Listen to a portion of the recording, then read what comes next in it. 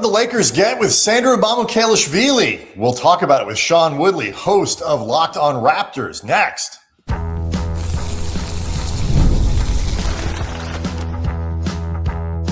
You are Locked On Lakers, your daily Los Angeles Lakers podcast, part of the Locked On Podcast Network, your team every day. Thanks to everybody for stopping by Locked On Lakers. Brian Kamenetzky, Andy Kamenetzky. We are, of course, deep into figuring out just who all of these new players are the Lakers have. And one of the most important acquisitions that they have made is power forward center Sandro Mamukelashvili, who spent last year in Toronto. It was really his breakout year in the league. It's what earned him the 4-year deal with the Lakers.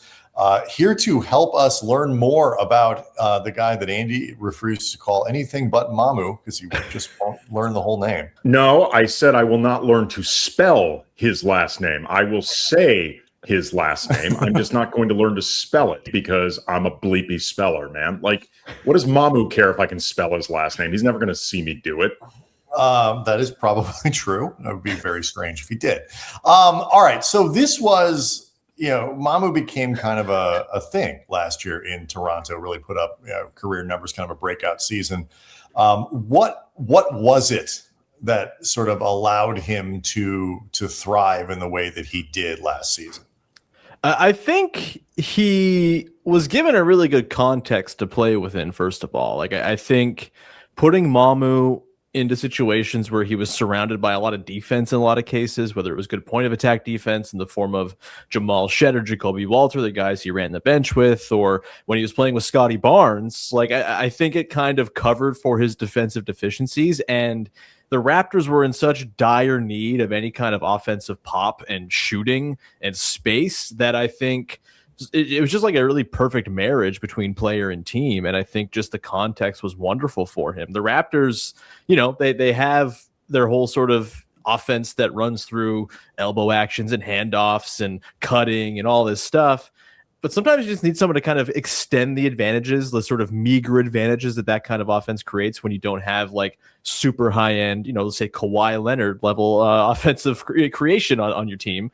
And I think Mamu was really great at that, right? Like super awesome, swings to him on the wing, pump fake, drive, get downhill, do something with the handle. And that's the thing that surprised me the most, frankly, was how much he could do with the ball in his hands. Like a very skilled operator once he got downhill, didn't get bothered by contact, made good reads when he had dudes all around him, filled the lane in transition doing that stuff as well. Like that was, I just think it was a context where the Raptors had a lot of good defensive infrastructure around him, and the way he was able to pitch in offensively was just a breath of fresh air for a team that has been starved for shooting for many, many years. Kind of continuing what Brian had asked before, like it's a breakout season for Mamu. He had been kind of a favorite of the league and like NBA nerds and sickos, like a critic's darling for a while.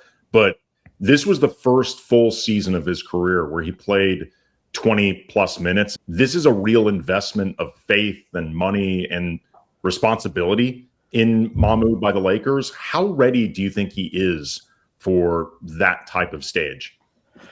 It's an interesting proposition because he was not good in the playoffs. Like he had his moments where, he grabbed 8 rebounds in a playoff game where they really needed it. Okay, cool. Like he brought effort, but defensively got exposed a little bit, and the offense just, it's a small sample. It's 7 games, and so, guys go cold all the time. I don't think you take too much on the offensive end from it, but defensively, certainly that's a guy who's going to get poked at in a playoff context in, close minutes late in games. He didn't really close for the Raptors very often. He was very much like a bench operating kind of guy.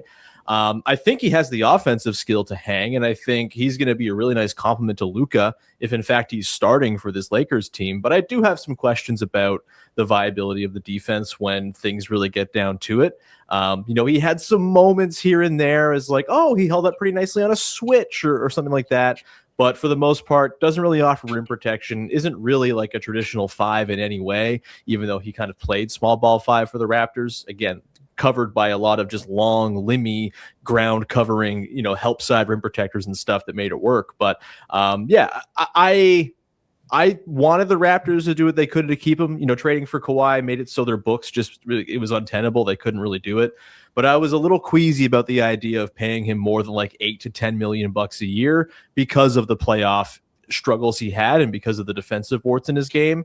That said, I think for a Lakers team that could use that sort of offensive multiplier around Luka, there might be a case to be made that he can outstrip some of his defensive troubles with just really, really effective, efficient offense playing in that context. So I'm not writing it off that he's ready for a bigger role that's going to be worth the money he got paid. But I would have, from my end, had the Raptors gone 4 years, 52 for him, I think I would have been a little bit dubious of that. And that sort of leads to my next question, and you may have sort of started to answer it. But like, a 20-minute a night guy, 20 to 25 minute, or something. If he plays the role that he did last year in Toronto, 22 minutes a night, you shoot over 52% from the floor. You're about 39% from 3-point range. You're grabbing 5 rebounds. You got a couple assists. Like that's in this NBA. That is 4 and 52 is reasonable. I don't have a problem with that. Yeah. I think though the Lakers, given where they are looking for guys who might be able to sort of outperform a little bit play larger roles than their contract might, because they have no ability to add more players really after this summer is over. If they were hoping that Mamu could be an effective 25 to 30 minute a night guy playing more starters minutes and stuff like that, do you think he would be able to continue that output with higher minutes, or is this kind of like diminishing returns after 23 minutes a game? I don't know. I think the way he scaled up his offense last year in a pretty reliable role where, again, he was out there 22 minutes a night, which is more than he'd ever been out there. It gives me hope that the offensive stuff can translate on sort of a permanent basis. Like, he just makes stuff happen on offense, right? The 3-point shooting, I don't think is going to go down because he's playing 6 extra minutes a night. In fact, I bet playing off of Luka Doncic and with all the space that this team figures to have with Austin Reeves as secondary creator, like, he's going to get really easy looks, and I feel pretty good about his ability to make those looks. And I think the way, again, it's not just like he's a stationary unitasker shooter, right? He's got some downhill energy to his game that he can kind of exploit teams if they're going to close out hard on him and kind of keep possessions alive that way too. So, yeah, I think the offense should scale up fine over that amount of time. Do you have enough defensive infrastructure around him to make you feel comfortable playing him all those minutes to get that offensive output? I think that's the open question. But offensively, I don't see why he can't carry over that. He's always been a permanent monster, right? And I don't see anything in his profile that says last year was like wildly unsustainable or anything like that. Yeah, I think first of all, the answer, do they have enough defensive structure around him for the time being, is no. Hey, winning games 145, 140 counts as a win too, right? Absolutely. And for the time being, that seems to be the Lakers' formula, unless Walker Kessler becomes like the second coming of Bill Russell. That might be what they have to do. But like looking over some of Mamu's per 36 numbers over the last few seasons, like his shots per game, they're not far off from like Emmanuel Quickley last season in Toronto, or Devin Vassell and Keldon Johnson the season before in San Antonio. That dude has never seen an open look he wasn't going to take. It's what you love about him, right? Like the gunner's spirit is alive within Mamu. I think it's why he became such a permanent, kind of monster. And I think it's why it worked so well last year with the Raptors, is they just were crying out for anyone to please finish the possession. We like all this dandy passing we do on the interior with all these guys with high passing IQ who are just looking for assists first and foremost. But like the game is ultimately about a bucket sometimes, and Sandro loves to go get a bucket. And so, yeah, and it's not going to be like a damaging thing either, right? He's not taking Nick Young-like shots. He's taking good ones that come to him. He's not passing them up. And if there's not a clean look, he's just going to put the ball on the deck and make the next thing happen. And I think that's a sort of nice blend of the gunner's spirit and just like a sound, connective basketball player. I think the playmaking stuff from him, what was it, 2 assists a game he had in limited time last year? Like, I really good with like lay down passes, stuff like that. When he got ahead of steam, I think he's quite comfortable making those sort of rudimentary reads. He's not going to like be a fulcrum of your offense or anything like that, but he's going to keep possessions alive while also being completely eager when the ball comes to him and there's a chance to shoot to get that thing up. He's very, very eager when he has an opportunity. I'll put it that way. And coming up, more of our Mamu scouting report with Sean Woodley from Locked On Raptors. Locked On Lakers is brought to you by FanDuel. The biggest stage in world soccer is here. Every match feels like it has the potential for a memorable moment. One goal can change the energy of a game, shift momentum, alter the outcome in an instant, and that's what makes tournament soccer exciting, from the opening whistle to the final kick. And FanDuel is giving fans another reason now to stay locked in every match with every goal pays. Bet on a match, get bonus bets for every goal scored in that match. More goals means more bonus bets. All you got to do is turn on your token. As of this recording, the U.S. has fallen to nearly even money to take out Belgium in the second round, paying out at minus 106. $100 pays out at $94.34. 3-1 odds, though, to score over 2.5 goals with extra time included. So a $100 bet there pays out at $300. And this is what I love about these tournaments. You can just turn on a match between teams you don't even normally follow, and one goal will change everything. It builds up the tension. You are invested before you even realize it. From the opening whistle to the final kick, let there be goals on FanDuel. Visit FanDuel.com to get started. I know one of the things the Lakers are concerned about is sort of, and like guys like why guys like Dalton Knecht, for example, just haven't been able to play is sort of the processing speed, which I know is a big buzzword now with it. Like they need guys who can kind of anticipate what's going, like when you play with Luka, when you play with LeBron, when you play with, like, nobody expects you to be the supercomputer that they are, but you need to be, I don't know, one or two models behind or something like that. You need to at least be a computer. Yeah. How well do you think he'll be able to function in that kind of thing where it's like, okay, I need to be able to anticipate and see, so the Lakers can really use that passing big man talent that he's got? Offensively, I think 100% that's going to, be a strength of his, right? Like, I think he's a quick decision maker. I think he can anticipate what's coming next, all that stuff. He's a good cutter. Like, that is kind of usually a thing that kind of hints at some pretty good understanding of how things are transpiring over the course of a possession. On offense, I say it on offense specifically for a reason, because on defense, he can be a space cadet. On defense, he can kind of blow coverages. He was probably the guy that Scotty Barnes yelled at the most last year when things went wrong on the defensive end. Never in like mean spirits, but just like a, come on, Mamu, what's going on here? Like you would see there would be a handful of times a game where something would happen, a basket would be scored, and everyone on the defense is like staring at Mamu like, he did it again. And so I think the processing maybe is reserved mostly for the offensive side, and again, maybe that's all the Lakers want if they're just going to try to spam offense and win games that way. But he should totally fit into that concept. But I think playing off of a guy like Luka, it will be a pretty harmonious fit offensively. Defensively, even relatively speaking, is he better as more of a 5 or more of a 4? I thought he was better more. I think there's like kind of a division among Raptors fans of what the better version of Mamu on defense was. And look, again, it's like comparing a moldy apple to a moldy orange. It's like, oh, which one's better? I don't really know. I think it's probably, to me, like the 4, like I would say. And the Raptors are weird because they kind of defy positions. And is Scotty a 5 when he's out there with no other big? Is he not? Like, they played him a little bit with Jakob Poeltl, but near the end of the season, there wasn't a whole lot of sample of Jak playing with Mamu. But I think like the stuff you'd ask from him at the 4, which is like hold up on switches, be able to just kind of throw a body into a guy who's trying to drive. I think I'd prefer to have him doing that than your sort of like drop rim protection, right? If he's going to be a 5 and you want to switch with him, that's totally fine too. Like, I think that can totally work. But he's not going to be someone who's like contesting shots, breaking up lobs on the other end as a drop big on defense. There's really not a whole lot of rim protection to his game at all. When he's at the 4, he's working more off ball. He can be a smart anticipatory, like passing lane hawk and stuff like that. The Raptors, emboldened their guys to do that a lot last year. He can create some events for you here and there, but again, it's not really what you're asking him to do when he's out there, first and foremost.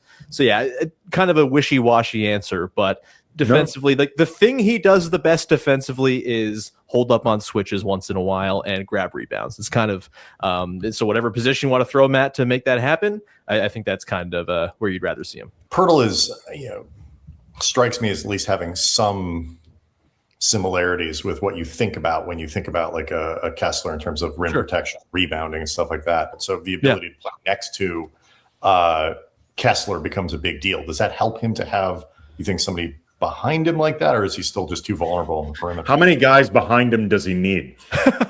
By the way, this is the same question for literally every other member of the starting lineup. Like, so do you think they can hold up? Like, if Walker, and then maybe Quentin Grimes, everyone else, Yeah, like I think that's, again, it's why I would say he's more of a 4 than a 5, because you want to have that sort of line of, or 2 lines of rim protection behind him if you can. When he was out there with Scotty Barnes and Colin Murray Boyles, who were the nominal 5s in those lineups, that he was pretty all right. And Jakob Poeltl, again, a pretty limited amount of time played, but 250 possessions together per clean the glass. They had 110 defensive rating in those minutes. And again, there's a lot of like, oh, is Scotty out there? Okay, that makes sense. Scotty just kind of held the whole defense together last season. Colin Murray Boyles too. But I think Walker Kessler, is a much better rim protector than, current day Jakob Poeltl as well. Poeltl struggled with a lot of back stuff last year, only played in about half the games and looked off in half the ones he did play. And so Kessler's a significant upgrade as far as a backline rim protector to play behind Mamu and cover for those deficiencies for sure.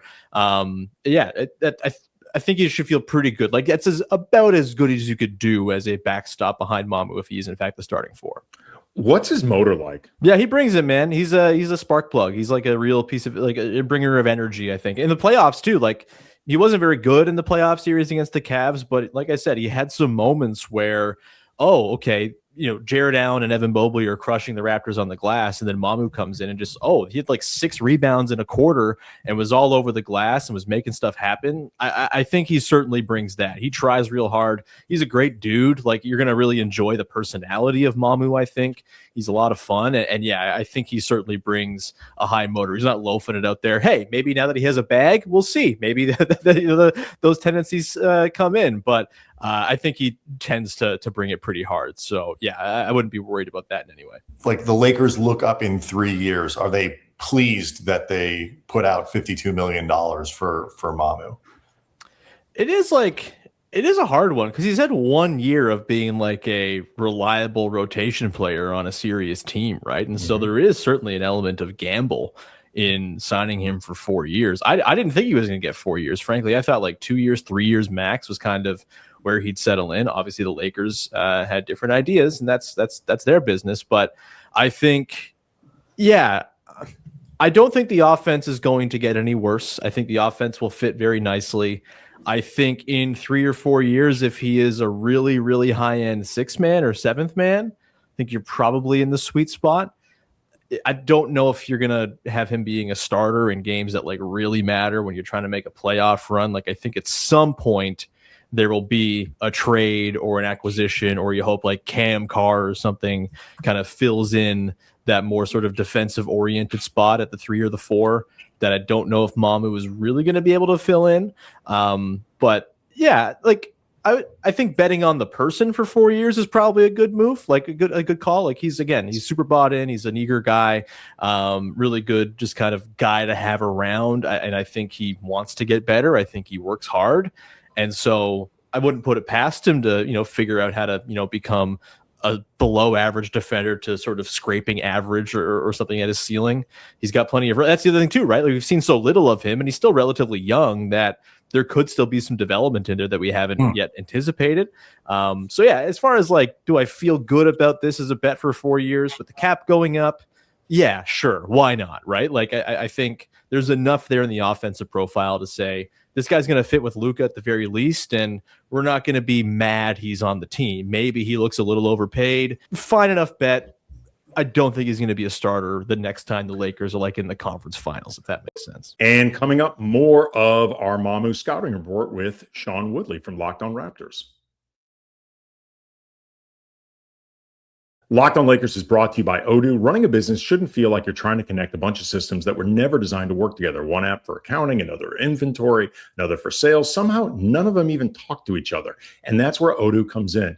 Odoo is an all-in-one business management software that brings every part of your business together in one powerful platform. From sales to accounting to inventory to marketing, everything works in one place, helping your team move faster, stay organized, focus on growing the business instead of managing software. And the best organizations know that success, it's not just about talent. It's about having everyone working towards the same goal. It's true in sports, just like in business. The Lakers in March, for example, last March, when JJ Redick, Luka Doncic, Austin Reeves, LeBron James all got on the same page about the best way to run the offense, three main guys, in particular LeBron, they all embraced their roles, even if, in the case of LeBron, not his first choice. And from there, everyone else along the roster bought in, because when your leaders buy in, nobody can argue about what their asks are.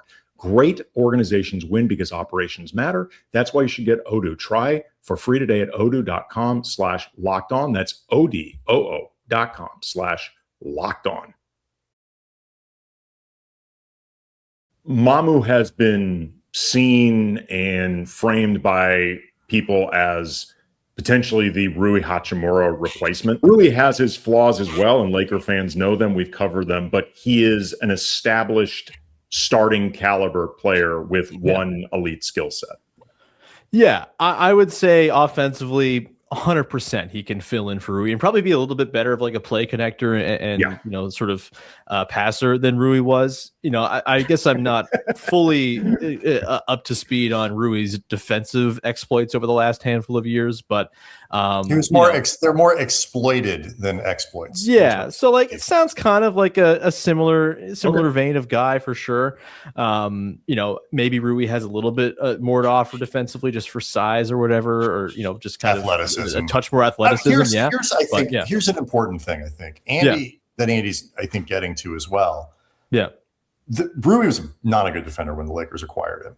Yeah, he was coming from Washington though, where nobody was good at anything when they're where dreams go to die. Yeah, he shout out DeAndre Ayton. Right. He I don't know what he's dreaming about these days. Crump juice and things like that. GTA 6 is out very soon, guys. He but by the end of his tenure in LA, Rui was trying. He was far more aware. He was putting in he still wasn't great at it, but he was on board. Like, is Mamu the kind of guy who, when the Lakers are doing this stuff, he comes, you know, the Raptors are a real team playing real games and stuff. Like, they're a serious franchise. So ostensibly he was trying in Toronto too. Like, can he be one of these guys though that over time, like, gets that muscle of like, okay, I know I'm not great at this, but I'm going to really be dialed in to do the best I possibly can. Yeah, I think he gives a damn, right? And that's like half the battle, right? Sometimes that's defense, a great way of putting it. Yeah, like he cares. He's going to try. You know, sometimes his errors are errors of commission, right? He tries to jump a passing lane that it's just not at the right time to do, or he gets too far into a guy's shirt trying to wall him off, and he gets walked. Like I think, as a Rui replacement, as someone myself who is not like, you know, the most Rui forward guy in the world, I think, yes, definitely Mamu could fill in that role pretty capably. And like the same idea, right? Like, is Rui going to be the starting? Was he going to be the starting 3 or 4 on the next, you know, West Finals team that the Lakers put out there? Maybe not. Like, well, depends on the context around him, right? But if they bring him back for now, like with some, they're trying to open up space and moving Ayton gets a couple $1 million and a couple second round picks they can use and all that kind of stuff. If he were on the team right now, I think he'd be the starting power forward. Absolutely. Yeah. But fair enough. And do you think he can make the conference finals with that? Maybe not. I would probably skew towards no, but again, your offense is going to be so high powered that maybe the defensive stuff matters less on this team than it would elsewhere. Personally, I like watching teams win 142 to 138 more than I like watching them win 100 to 96. That's just me. Don't watch Raptors games then, because although it might be a little better with Kawhi. Sean Woodley, he's the host of Locked On Raptors. Make sure you're checking out all of his stuff. Thank you so much for the time and the insight. This is great. Happy to hop on, guys, anytime. Thanks again to Sean Woodley from Locked On Raptors. That was super, super instructive. And I know I have a couple takeaways from it, but what really stuck out to you? Well, that a lot of the priors that I had about Mamu were confirmed, like that offensively, he really is going to be a good fit for what the Lakers want to do. And in particular, that ability to put the ball on the floor, to read and react, to keep the blender going. Like, he should be a good fit along those lines. And Sean didn't really have any reservations about broadly his ability to play with Luka, to play with Austin, like play the way I think JJ wants to play and be part of that additive strength offensively that this team, as currently constructed, is clearly going to be leaning into. Sean also confirmed one of my immediate reactions when we first heard about this signing in the first place, which is that it is taking a flyer on a guy that is not completely proven at this station and at the level of responsibility and, everyday contributions, like at this level. The track record isn't very long. And that to some degree, there is a leap of faith going on. And Sean didn't express this with, any real degree of, I don't know, man. Like, I like Mamu as much as the next guy, but that seemed kind of crazy. Yeah. I think Sean felt like, even if it ends up a bit of an overpay, and I think all of the guys that they signed, or other than maybe Sexton, you could argue there are elements of overpay to them, but at the same time, as we talked about a lot heading into free agency, if you are putting everything in the free agency and cap space, and in the case of Kessler, restricted free agency basket, overpaying is often the literal price of doing business. Yeah. Which, again, doesn't make me feel in any way bad about the Mamu signing at all, but it confirms what I'd said before, which is basically there is an element of prove it with a few guys on this roster, and Mamu's one of them. Yeah, I mean, I think that's obviously going to be true, but there are a couple things I liked about it. First of all, I mean, I look at Mamu, and in terms of the minute-to-minute production, like whether he played, 15 minutes a night or 13 minutes a night or 18 minutes a night, or last season, the career high, which was about 22 minutes a night. The per minute production is both pretty steady and has generally gone up over the course of his career. So I feel pretty confident in that Mamu can play the role that he played last year. I think he can play going forward. So and you look at it, the way, if you look at the numbers that he put up last year and you play that out in terms of the money that the Lakers are paying him, then it's not out of line for what they're doing. I think too, like to your point, like the Lakers had to make sure they got their guys, because what they aren't able to do after this year, whether they trade people into that space, where they do signings, where they aren't going to have flexibility going forward. There is not going to be another off season where they can bring in 3 or 4 bodies without moving other guys out that, and create this kind of space. And so if there is somebody that you want that you think will fit with what you're trying to build, you have to get them now. And so, these 1 or 2 year, lower year deals or whatever it might be, it's just, it doesn't work for them this year.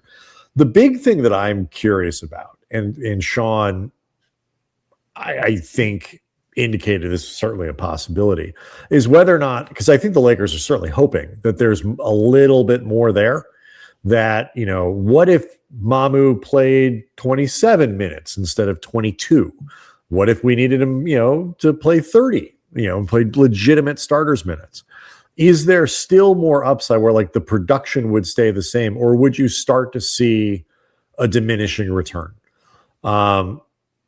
This isn't, to me, super important for whether or not the signing was a good one. But I think the Lakers, because everything they do, they're going to need to find people kind of outstrip what they're being paid. That would be the ultimate dream for them. But I was very encouraged. Like, the defense has its short run. So much of this just comes down to did they move so quickly? You would think they thought, like, what does Mamu look like playing with Grimes, playing with Kessler, because we want to do a drop coverage and this and that, whatever, all these other things. Assuming they put the pieces together with that in mind, then you hope that they are doing this in a way that they'll be able to maximize what they got. Like, not to seg off of this guy, but like, saw a great post from Kranjus basketball team _NBA. Does a lot of great scouting reports on Grimes. And his guess was the way the Lakers are going to use him defensively happens to line up with one of his best seasons defensively. Like, if you're going to use him that way, I hope they did that with everyone. The defense piece of this with Mamu, I'm not going to pretend that I'm confident about it. As Sean mentioned, I agree. It's like, can he hold up? Basically, right? There's an element of needing to hold up, and he's going to have to hold up with far less infrastructure than was there in Toronto. We talked about with Sean, the narrative of Mamu being the Rui replacement. Maybe not, because there's still talk about the Lakers looking to either bring back Rui or bring in Jonathan Kuminga, or they need to bring in wing, small forward, power forward capable player X who is a proven player, because right now they're too low on those guys, even if you are confident with Mamu as a starting power forward, which, to be totally honest, I'm not. That doesn't mean I'm not confident in him as a player, but that would be a pretty... I think ideally, I agree with you, is more of a sixth or seventh man. And especially now with DeAndre Ayton on the Wizards, and possibly needing to play him more as a backup five. It even underscores more the need to bring in someone like Ruiz, bring him back, someone like Kuminga, somebody who is an established small forward, power forward, capable player, just simply because they're lacking those guys anyway. And Mamu is not like it is not. We're not ready yet to say Mamu is definitively that guy. If he turns out to be, awesome. And then you really got to give Pelinka and the front office credit for really nailing and forecasting what he's capable of doing. But for the time being, I agree. We're not there yet. I do think, though, like we talked about, there's a lot of positives with him, and it seems like he is going to be very, again, additive with those strengths. The other part that I think is really helpful, and I think came through in the scouting report, is year to year. I mean, the Lakers are clearly trying to build something with some degree of continuity with the amount of long-term contracts they get, long-term by their standards, at the very least, 3 years with an option. Some of these guys are going to be around 3 or 4 years. But it's not ever going to be exactly the same every year. And Mamu, offensively especially, is one of these guys who I think can shapeshift a little bit and year to year play a slightly different role, or even within each year. This guy's hurt, that guy's out. Like, you can kind of rely on Mamu because he's got a multifaceted offensive game to do different things for you as your personnel evolves or stuff like that. So, I mean, guys like that are very, very useful to have around. Wheel greasers are typically good at that stuff. Yeah. And they have an ability, like you said, to adapt to what is around them, and nothing else. Sean said too, like, fans, assuming they have, I guess, a baseline tolerance for the defense that you hope can just get to passable, or at least not harmful enough, that they're likely going to enjoy the Mamu experience. And, the fact that he plays super hard, that he brings a lot of energy, those are typically players that fans gravitate towards anyway, just because they appreciate the effort. And it sounds like some of the clever plays he's going to be able to do are, again, going to ingratiate himself with the fans. But it does underscore, again, just the idea of the Lakers, not that anybody suspected they think they're complete, but what we hear about Mamu underscores the idea they're not complete. No. I mean, they need a backup center, but they need another Forward, they need wings. They need all kinds of things. I mean, so how much of that they're going to be able to do remains to be seen. But they need, obviously they'll pick up a backup center. They're going to sign someone. But whether they pick up another power forward, whether they pick up they're not going to get everybody they need in one off season, but they got to get somebody else. And the Ayton trade theoretically is the beginning of that. Locked On Lakers on YouTube is where you can hang out with over 38,000 subscribers to the channel. Please do be sure to subscribe both on YouTube and, of course, to the audio product, whether that's Spotify or Apple or whatever. We'll see everyone next time.